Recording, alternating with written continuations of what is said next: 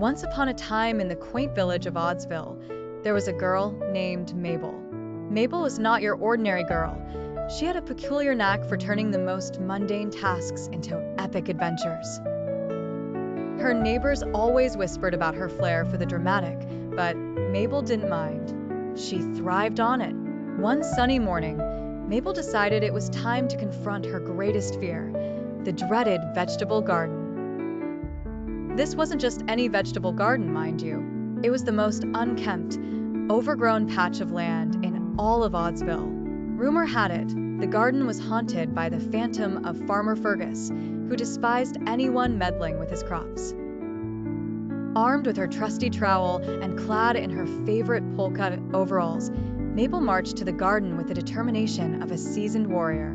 As she approached, she could almost hear the sinister whispers of the ghostly farmer. "You kids get off my lawn," she imagined him saying. But Mabel was no ordinary kid.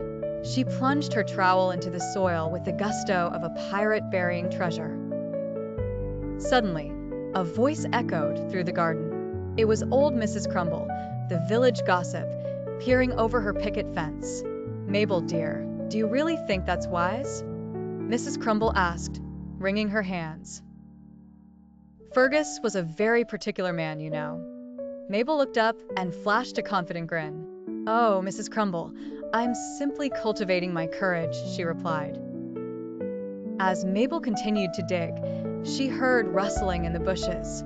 Her heart raced, but she bravely forged ahead, uprooting carrots and turnips with wild abandon. The rustling grew louder. Suddenly, out popped a rather disgruntled squirrel.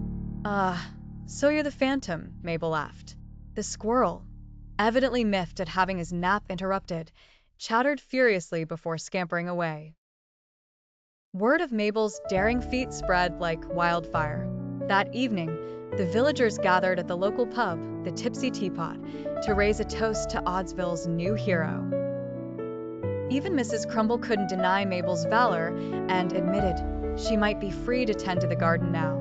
Mabel, basking in the unexpected glory, realized that sometimes the bravest thing you can do is face your fears head-on. Whether it's a haunted vegetable garden or just an ornery squirrel.